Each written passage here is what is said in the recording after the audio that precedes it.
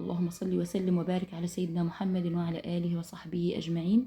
النهاردة هنعمل مع بعض فايش الأفران بطريقة سهلة جدا وجميلة، وفي تركة مميزة ليا أنا بالذات بعملها بالشكل ده، وهتعجبكم جدا جدا. هتديكي نفس طعم الفايش الصعيدي بالظبط، مش هتفترق في الطعم عنه أي حاجة. بس كملي معايا الفيديو للنهاية وإن شاء الله هيطلع جميل بالشكل ده. أول حاجة هنبدأ مع بعض بالمكونات بتاعتنا.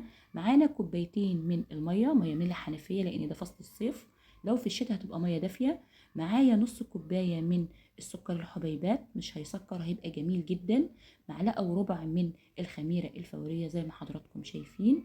معانا معلقه من الكركم، ما نكترش علشان الطعم ما يغيرش معانا. معانا بالظبط ربع كوبايه من الزيت، وهنقلبهم كويس جدا جدا. وخطوه مهمه، لازم الكركم يتحط مع ماده سائله علشان اللون ما يلطش مننا او يبقى الشكل مختلف كل لون عن التاني. بعد كده انا هجيب كيلو من الدقيق الابيض متعدد الاستخدامات خاص بالمخبوزات. معلقه من الملح، معايا ربع معلقه من بهارات الكحك، ومعايا ربع معلقه من المحلب. او في كمان في العطار، عند العطار في حاجه اسمها بهارات الكحك، ممكن برضه تتعمل، هتبقى جميله جدا. وطبعا هنشتغل في عجن بالشكل اللي حضراتكم شايفينه ده لحد ما نوصل معانا لحد ما نعمل عرق. طبعا انا هنا شفت اللون بتاعنا لسه كان فاتح شوية، فانا حطيت بالظبط ربع معلقة معاها شوية مية وضفتها على العجينة بتاعتنا، وبنشوف عملنا عرق ولا لا. العرق بيتعمل من كتر العجن، فلازم عجينة الفايش او اي مخبوزات نشتغل فيها عجن كتير جدا علشان تعمل معانا عجن. التركه بتاعتي اللي انا بقول لحضراتكم عليها هي دي، ان انا بجيب معلقتين من السمنه البلدي، عليهم معلقتين من السمسم، وبديهم تشويحه كده مع بعض واحطها مع العجينه، بتبقى ريحتها جميله جدا جدا جدا. جربيها، وكل اللي يجربها يكتب لي في التعليقات ان هي طلعت بالشكل ده. تمام كده، انا خلصت العجين بتاعي والحمد لله طلع معانا عرق زي ما حضراتكم شفتوا. كده انا بقى هشيلها لحد ما تخمر. الجو حر وصيف، هتاخد معانا بالظبط ساعة، ساعة الا ربع، مش هتبقى اكتر من كده. انا اخدت معايا ساعة بالظبط. لو في الشتاء هتزيد معانا اكتر من كده، تاخد معانا فترة اكبر من كده. زي ما شفتوا حضراتكم ما شاء الله اختمرت بشكل جميل جدا. هنحاول ننزل الهواء اللي موجود فيها، ونجيبها بقى على الرخامة بتاعتنا وننزل فيها تسوية، بحيث ان انا لسه طبعا هبتدي فيها تقطيع بالشكل اللي حضراتكم شايفينه ده. انا هقطعها بالشكل ده، القطعة بتاعتي على 4 قطع بالظبط بالشكل ده. كل واحدة في الأربعة هعمل بيها كرة زي ما حضراتكم شايفين كده. هنمسكها طبعا وندورها بإيدينا على قد ما نقدر بالشكل ده. دي جميلة فعلا ومجربة معايا وانا بعملها كده على طول، لانها طبعا سهلة. الدقيق النهاردة انا هتكلم عن الدقيق شوية. الدقيق ده دقيق الاهرامات، انا كنت بستعمل الكوثر بس الاهرامات لقيت منه اجمل في الفايش بتاعنا. هيدي معاكي عرق وهيطلع جميل جدا.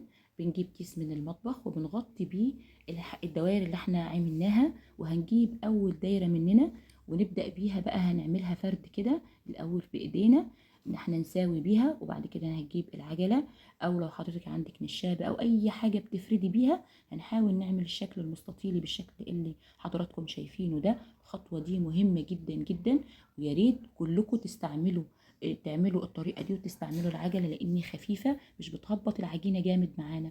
احنا هنجيب طرف العجينه في البدايه ونلفها لجوه ونضغط ضغط عليها، علشان لما نيجي نكمل الخمر بتاعها وندخلها في الفرن ما تديش فراغات من جوه. وده السبب اللي بيدي شكل العجينه من جوه مش متفرغه وشكلها كده مفتح جامد ومش حلوه. ان انا ما بضغطش الضغطه دي، فكده انا بدخل الهواء وبيبقى شكلها مش حلو جوه ابدا. بعد كده انا هلف كله بالطريقه دي، هدخل لجوه واضغط بايدي بالشكل اللي حضراتكم شايفينه ده. طبعا الطريقه دي حلوه جدا وسهله. انا اعتبرت اليوم ده يوم تسليه، لان انا بحب المخبوزات اصلا زي ما حضراتكم عارفين. هنبتدي نضغط جامد كده بايدينا عليها ونلف، نضغط ونلف لحد ما نجيب النهايه بتاعه العجينه بتاعتنا اللي هي الدايره الاولى بتاعتنا.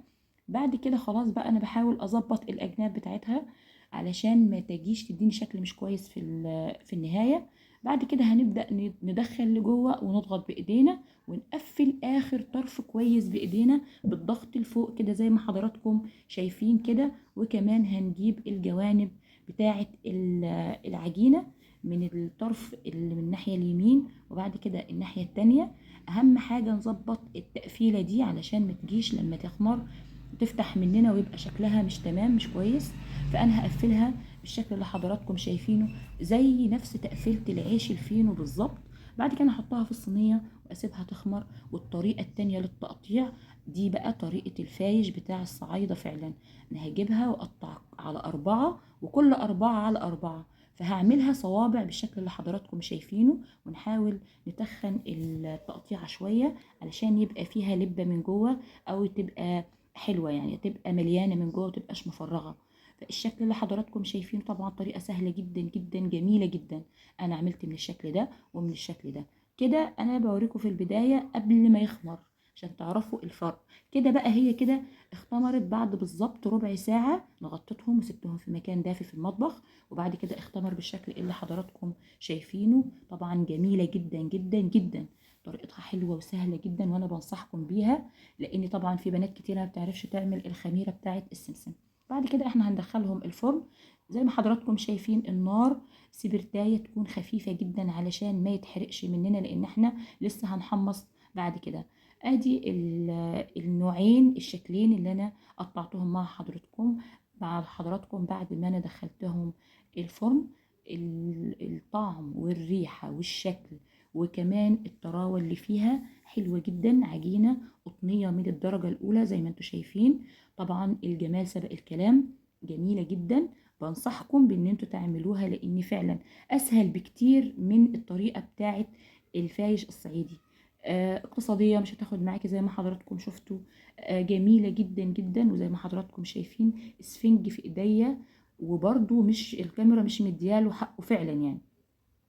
انا هقطع اللي هي الطويلة اللي كانت شبه الفينو بالشكل اللي حضراتكم شايفينه. طبعا لو حضراتكم عايزين تتخنوا القطعة تقطعوها اكبر من كده ممكن تخليها اعرض، مفيش اي مشكلة. بس كده في التحميص هتبقى حلوة جدا جدا جدا. وكمان الاولاد مش هيبهدلوها لان كل واحد هياكل كد القطعة اللي هو هياخدها مش اكتر منها.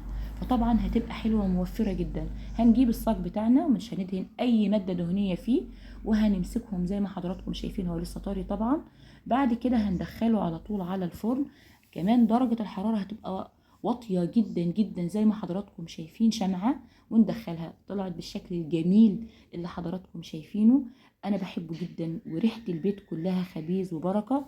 حاجة جميلة جدا. وكمان هنشيل من دماغنا حيرة الصبح احنا هنفطر بايه. يعني لما انا اعمل من الكيلو ده طلع لي كيلو بالظبط. لو جينا حسبناها من الناحية المادية مش هتكلف معاكي كيلو الدقيق بالظبط ب20 جنيه.